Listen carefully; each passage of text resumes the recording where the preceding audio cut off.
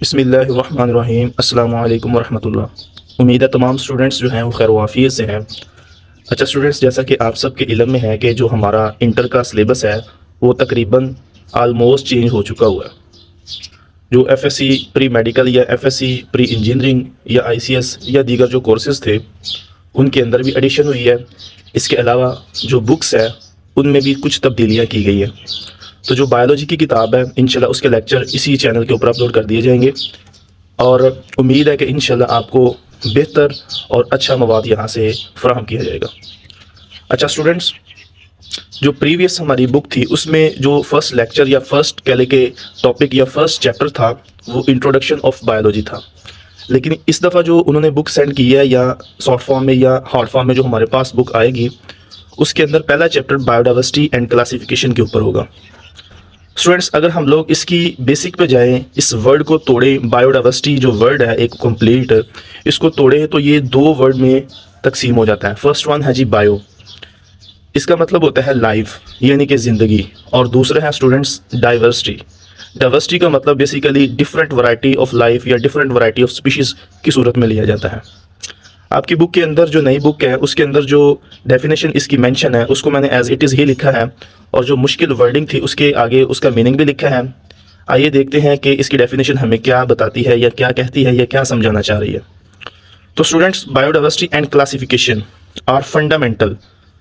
तो जो ये जो वर्ड फंडामेंटल है इसका मतलब होता है बुनियादी, ठीक है, मतलब शुरुआती कह ले, बुनियादी कह ले या मेन कह ले। कॉन्सेप्ट इन बायोलॉजी, यहाँ पे ये समझाया जा रहा है कि बायोलॉजी के अंदर जो बुनियादी कॉन्सेप्ट है बायोडाइवर्सिटी एंड क्लासिफिकेशन का वो क्या है। दैट, जो कि प्रोवाइड इनसाइट। इनसाइट का मतलब होता है किसी चीज़ के मुताल्लिक आगाह करना। ये जो वर्ड इनसाइट है इसका मतलब क्या होता है, आगाह करना, किसी चीज़ के बारे में बताना, इंफॉर्मेशन देना वगैरह वगैरह।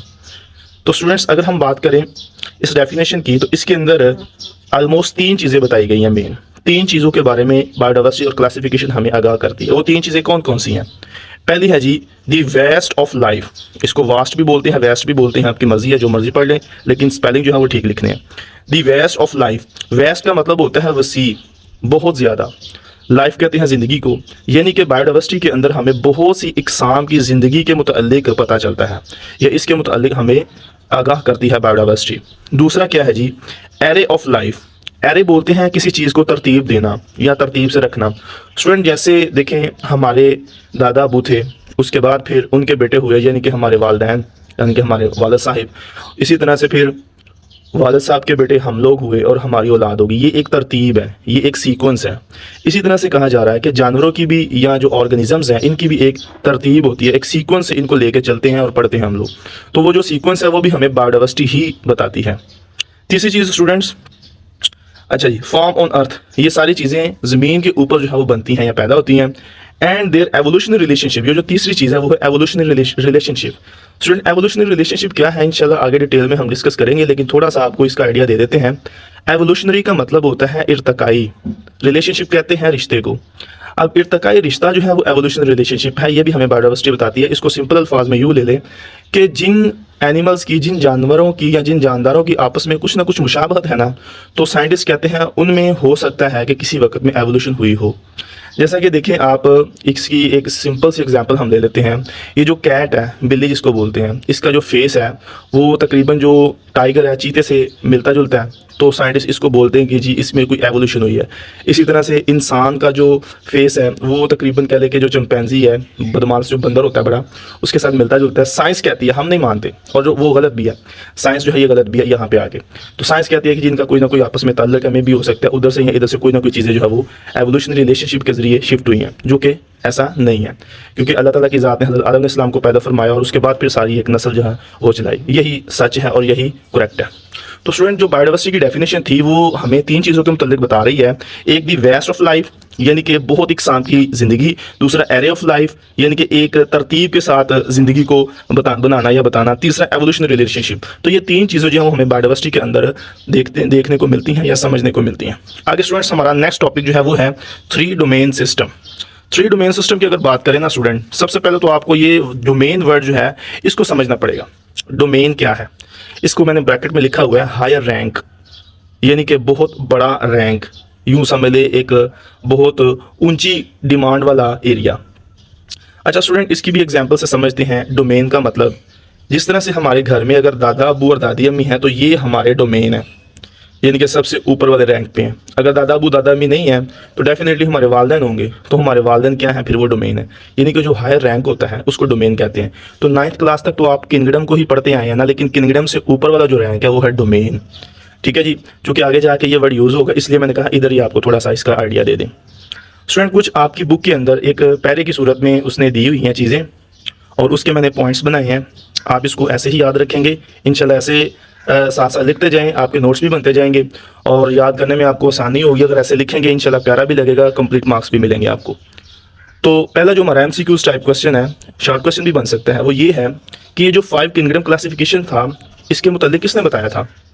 तो according to 5 kingdom classification system proposed by American ecologist Robert Whittaker in 1969। Students, ये इकोलॉजिस्ट था एक रॉबर्ट विटेकर। इकोलॉजिस्ट बोलते हैं जो इन्वायरमेंट के मुतालिक, माहौल के मुतालिक और जो जानदार हैं उनके मुतालिक स्टडी करते हैं ना, यानी कि जैसे देखें मौसम चेंज हुआ और हमारे ऊपर क्या असरात होते हैं, या एक जगह से दूसरी जगह जाएंगे वहाँ के इन्वायरमेंट का हमारे ऊपर क्या असर है, ये सारी बातें जो है वो इकोलॉजिस्ट बताते हैं। तो ये रॉबर्ट विटेकर एक इकोलॉजिस्ट था, इसने 1969 के अंदर 5 किंगडम क्लासिफिकेशन सिस्टम का एक कॉन्सेप्ट दिया था। अब इसके मुताबिक क्या था जो इसने सिस्टम का बताया था, वो ये था, एक उसने रख दिया किंगडम मुनीरा नाम, उसके बाद प्रोटिस्टा, फंजाई, प्लांटी और एनिमेलिया। स्टूडेंट, ये जो किंगडम मुनीरा था इसके अंदर सारे के सारे प्रोकैरियोट्स एनिमल्स रखे थे, और जो प्रोटिस्टा, फंजाई, प्लांटी और एनिमेलिया था इसमें यूकैरियोट्स रखे थे। अब स्टूडेंट्स, प्रोकैरियोट और यूकैरियोट क्या है?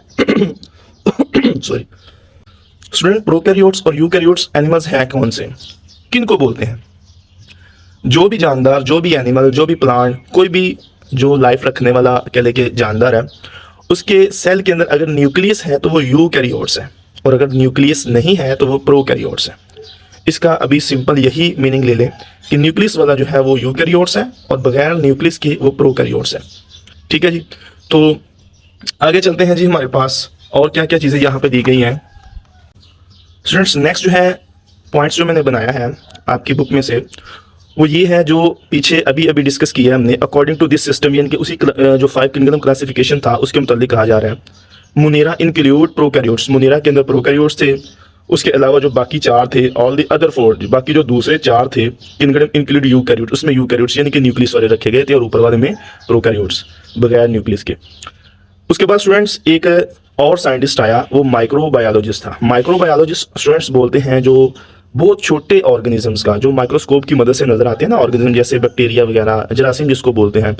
आप रात को जाग लगाते हैं, दही की जाग जिसको बोलते हैं हम लोग, थोड़ी सी दूध के अंदर लगाते हैं, सुबह के अंदर देखते हैं कि वो सारा दही बना होता है। तो वो कैसे बन गया? उसमें ना छोटे छोटे बैक्टीरियाज हैं, ठीक है, छोटे छोटे जानदार हैं जो हमें वैसे नज़र नहीं आ रहे थे, वो मल्टीप्लाई होते गए हैं और वो पूरे दूध के अंदर फैल गए हैं और उसको दही बना दिया। तो ऐसे जानवरों को या ऐसे जानदारों को माइक्रो ऑर्गेनिजम्स बोलते हैं। इनकी स्टडी को माइक्रोबायोलॉजिस्ट करते हैं। तो ये भी अमेरिकन एक माइक्रोबायोलॉजिस्ट था 1990 के अंदर, नाम इसका कार्ल वोल्स था। इसने कुछ बातें पेश की थी, या यूं समझ ले इसने भी अपना पॉइंट ऑफ व्यू शेयर किया था। स्टूडेंट्स, कुछ वर्ड जो हैं वो थोड़े से कह ले के अजीब हैं, उनका मतलब भी साथ लिखा गया है। हो सकता है पहले आप लोगों ने पढ़े हों या ना पढ़े हों, लेकिन साथ साथ मतलब लिखने का मकसद यही है आपके लिए आसानी पैदा हो। तो suggested that there are 2 separate groups. तो इसने भी कुछ तजवीज़ किया या कुछ बातें बताई या कुछ पॉइंट ऑफ व्यू शेयर की। वो क्या थे? उसने कहा कि जी 2 ग्रुप्स होते हैं मेन प्रोकैरियोट्स के, पीछे हमने पढ़ा ना प्रोकैरियोट्स, तो उसके 2 ग्रुप्स होते हैं। एक का नाम उसने आर्किया रख दिया और दूसरे का नाम उसने बैक्टीरिया रख दिया। ये बात इसने कही थी कि प्रोकैरियोट्स के भी आगे जाके 2 क्या होते हैं? ग्रुप्स होते हैं। अच्छा, इसके अलावा इसने और क्या बातें की थी इसी साइंटिस्ट ने? He classified living organism into 3 domain. इसने 3 डोमेन्स के अंदर पूरे के पूरे लिविंग ऑर्गेनिज्म को, जिंदा जानदारों को रख दिया। डोमेन मैं ऑलरेडी डिस्कस कर चुका हूँ आपके साथ कि हायर रैंक। अच्छा, वो डोमेन्स कौन सी थी? डोमेन आर्किया, डोमेन बैक्टीरिया और डोमेन यूकैरिया। स्टूडेंट्स, ये थोड़ा सा आपके लिए नया है और थोड़ा सा टफ है, लिहाजा मैंने इसको ईजी करने के लिए आपके साथ एक फ्लोशीट डायग्राम भी शेयर करूंगा। इंशाल्लाह आपको उससे काफ़ी ज़्यादा फायदा होगा। Now biologist believe that archaea and bacteria evolve का मतलब होता है नशोनुमा पाना, बढ़ना। आज के जो बायोलॉजिस्ट हैं उनका यकीन ये है कि जो आर्किया और bacteria no independently form some common ancestor, ये नशोनुमा पाते हैं आज़ादाना तौर पे। इंडिपेंडेंटली का मतलब आज़ादाना, अपनी मर्जी से, फ्रॉम सम कॉमन इंसेस्टर। इसने कहा था कि जो आर्किया और बैक्टीरिया है, इसका जो बैकबोन है, इसका जो पहले वाला ऑर्गेनिज्म था या इसका जो स्टार्टर था, वो कोई प्रोकैरियोट था, या यूं समझ लें कॉमन एंसेस्टर था उसका। अब कॉमन एंसेस्टर क्या है, इसको इसी बात को हम थोड़ा सा ज़रा देख लेते हैं। एक फ्लोशीट डायग्राम स्टूडेंट्स आपके सामने मैंने बनाकर शेयर किया है, आप देख सकते हैं कि पहले जो था इसका नाम आर्कियोबैक्टीरिया था, और वो कहाँ से, प्रोकैरियोटिक इंसेस्टर से आया था। यूं समझ लें कि इनका जो अबाउजदादा इंसेस्टर कहते हैं अबाउजदाद को, वो प्रोकैरियोटिक था आर्कियोबैक्टीरिया का। बाद में क्या हुए, आर्किया अलहदा हो गया, बैक्टीरिया अलहदा हो गया। अब इनकी अलहदगी की वजह क्या थी, इनकी अलहदगी की ये वजह थी, आर्किया जो था ये लिव इन हॉट स्प्रिंग, गर्म चश्मों के अंदर रहना पसंद करता था, जबकि बैक्टीरिया लिव इन एवरीवेयर, हर जगह पे रहना पसंद करता था। इसी तरह से आर्किया के अंदर पेप्टाइडोग्लाइकन एब्सेंट होती थी। ये पेप्टाइडोग्लाइकन क्या है स्टूडेंट्स, इंशाल्लाह आगे लेक्चर में डिस्कस करेंगे डिटेल में। अभी फिर वक्त ये समझ लें कि पेप्टाइडोग्लाइकन इसकी सेल वॉल के अंदर एब्सेंट थी, जबकि इसकी सेल वॉल के अंदर प्रेजेंट थी। तो ये इनमें डिफरेंस आ गया था। इस डिफरेंस की वजह से इन्होंने क्या किया, एक दूसरे से अलहदगी इख्तियार कर ली। आर्कियोबैक्टीरिया से आर्किया अलहदा हो गया और बैक्टीरिया अलहदा हो गया। अब ये जो आर्किया है ये आगे जाके फिर यूकैरिया यानी कि यूकैरियोट्स एनिमल का जरिया बना। उससे पहले तक जो है ये प्रोकैरियोट थे। इस बात को थोड़ा सा आप ज़हन के अंदर रखेंगे स्टूडेंट्स। अच्छा जी, अब देखिए मोलिकुलर एविडेंस। मोलिकुलर एविडेंस हमें क्या कहता है, यानी कि आप यूं समझ लें कि सेल की अगर बायोलॉजी की या उसकी हम लोगों ने स्टडी की तो हमें क्या पता चला, मोलिकुलर जो हमने स्टडी की तो उसमें पता चला that archaea are more closely related to eukaryotes than the bacteria. वो कह रहा है कि आर्किया जो है ये ज़्यादा क्लोज है यूकैरियोट्स के बैक्टीरिया की निस्बत। इसी वजह से ये कहा जाता है कि जो आर्किया था वो आगे जाके यूकैरिया या यूकैरियोट्स का जरिया बना। ठीक है, ये आप फ्लोशीट डायग्राम से दोबारा से देख सकते हैं। अच्छा, लास्ट वाला पॉइंट क्या है, यानी कि आपके पहले के अंदर जो मेन पॉइंट लास्ट वाला है वो क्या है, इन अदर वर्ड्स, दूसरे लफ्जों में यूकैरियोट इवॉल्वड फ्रॉम आर्किया। वही बात आ गई ना, इवॉल्व का मतलब नशोनुमा पाना, बढ़ना। तो कह रहा है कि जी यूकैरियोट जो है ये कहाँ से आता है, कहाँ से नशोनुमा पाता है, किस से निकलता है, तो आगे लिखा हुआ है फ्रॉम आर्किया, आर्किया से। ठीक है जी, after archaea split off from the bacteria, जैसे ही वो आर्किया बैक्टीरिया से अलहदा हुआ तो आर्किया के अंदर से फिर यूकैरियोट्स निकल आया। इस बात को देखें आप दोबारा से फिर, ये देखिए जी जो यूकैरिया है हमारे पास, ये किससे निकला हुआ है, आर्किया से निकला है। कब निकला था, जब ये आर्कियोबैक्टीरिया आपस के अंदर अलहदा अलहदा हुए थे। ठीक है जी स्टूडेंट्स, होप सो कि आपको समझ आई है। यही हमारा आज का फर्स्ट लेक्चर था। इंशाल्लाह नेक्स्ट लेक्चर के लिए इसी चैनल को आप सब्सक्राइब कर लें, क्योंकि कोशिश करेंगे हम एक तरतीब के साथ पूरी जितनी भी इसके लेक्चर्स की सीरीज़ बनती है, FSC पार्ट 1 के जो न्यू किताब आई है उसकी अपलोड कर दी जाए गाहे बगाहे, और आप सबको इसका फ़ायदा हासिल हो। और आप दुआओं में याद रखें हमको भी, और अपने लिए भी दुआएं करें, वालिदैन के लिए दुआएं करें, और ख़ास तौर पर पाकिस्तान के हालात के लिए और फ़लस्तीन को कभी ना भूलें अपनी दुआओं में। ठीक है जी, अल्लाह आप सबका और मेरा भी हामी नासर रहे। अल्लाह आप सबको अच्छे अच्छे नंबरों में पास करे और आपकी मेहनत का आपको सिला दे। अस्सलामु अलैकुम व रहमतुल्लाह।